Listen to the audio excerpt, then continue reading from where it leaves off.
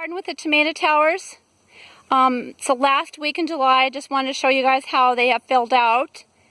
They're through the 4th ring and then some, at least 6 foot plus. The best thing about the tomato tower, it doesn't allow the plant to tip over.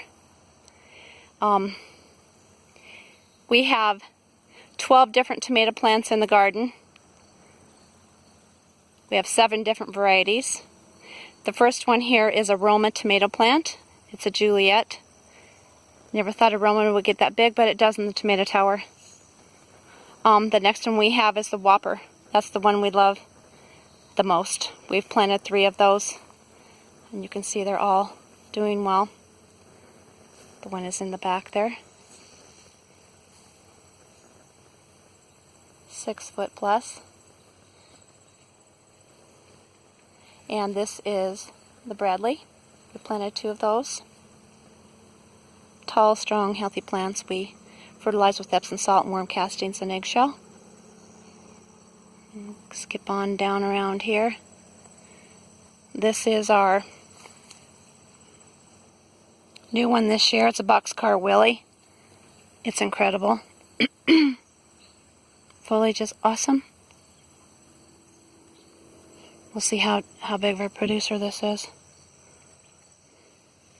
We have another one here. Kind of step back so you can see it. That's the Mountain Pride.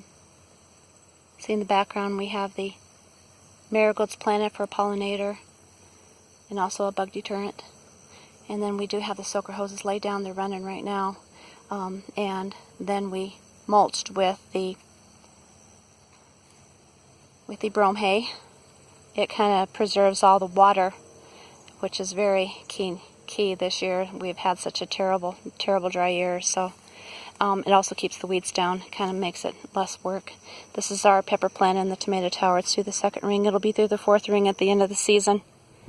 I tried this year a zucchini, the regular zucchini plant, just the bush type. It seems like it's doing really good. We need to add another ring, I believe. But yeah, seems like it's better than without the support. This is another type of zucchini. This is the 8-ball. It gets to be about a 6-inch round zucchini. It's got so many blooms on, and the foliage is incredible. The tomato tower is doing its job. I can imagine this would be all over the garden if we didn't have the tomato tower. It's the best of vertical gardening. Go back. I'm going to show you a quick here too before we leave the tomato end of the garden. Look at the production. Look at the production in there of the tomatoes.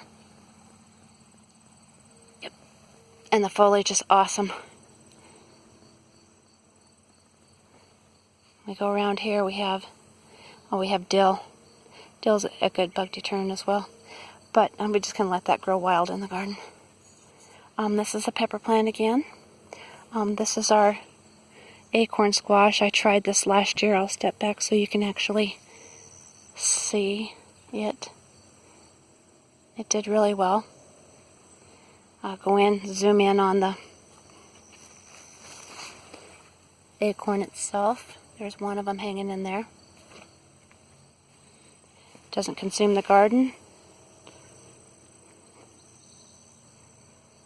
And that is what I planted a little bit later, so you can see what it looks like when it starts out through the 2nd ring, and it'll end up like that when it's all said and done.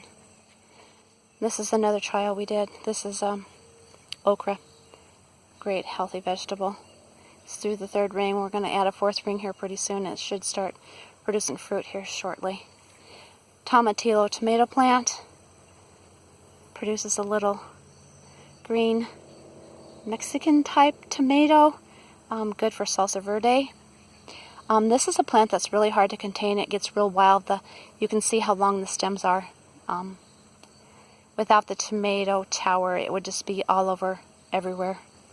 So I'm going to back up and show you. This is our cucumber, actually. Cucumber plant. It will fill out as the season goes, but this Japanese style cucumber has produced so much so far. I'm going to zoom in and show you the cucumbers.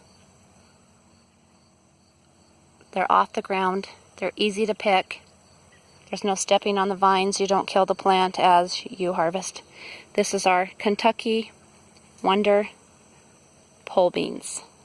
They are beautiful. They have filled out. Now the next thing, they're going to start to bloom, and we'll start to harvest those. These are one of the hardest things in the garden for me to pick. It's just a bat killer.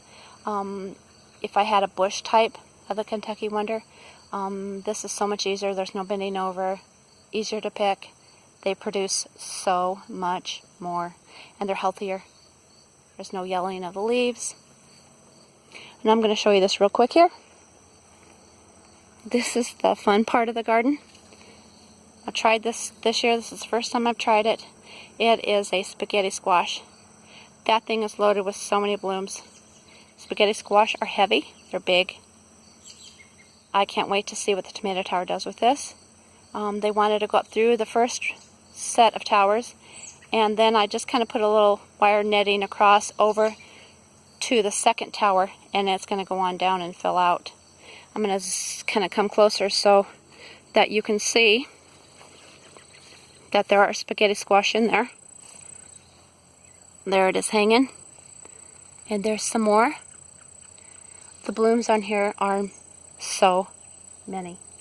This will be a true test of the tomato tower to see how strong it is. And I will take a picture as the year goes on and show you guys posted. This is our butternut squash. I did this last year. It worked really well. Again, I can't stress enough how the tomato tower contains the vining plants. Takes less space. They're healthier. They're easier to pick. It's just a great all-around thing. I'll show you the butternut squash so you can see them hanging in there. There's one. There's some in there. There's one down there. There, and the blooms are just loaded, so I'm going to come over here and show you one last thing. That's our butternut. It's our pole beans. This is our peas. They're on to the end of the season here. They're starting to dry out, but they have been a mass producer. Pretty soon we will clean them out and then get ready and wait for the season to kind of cool down, and we'll plant another round of the sugar snap peas, which we love. I'll give you a quick look. This is a borage we plant throughout the garden. It's a great bug deterrent. Flowers are a great thing to plant in the garden. It does.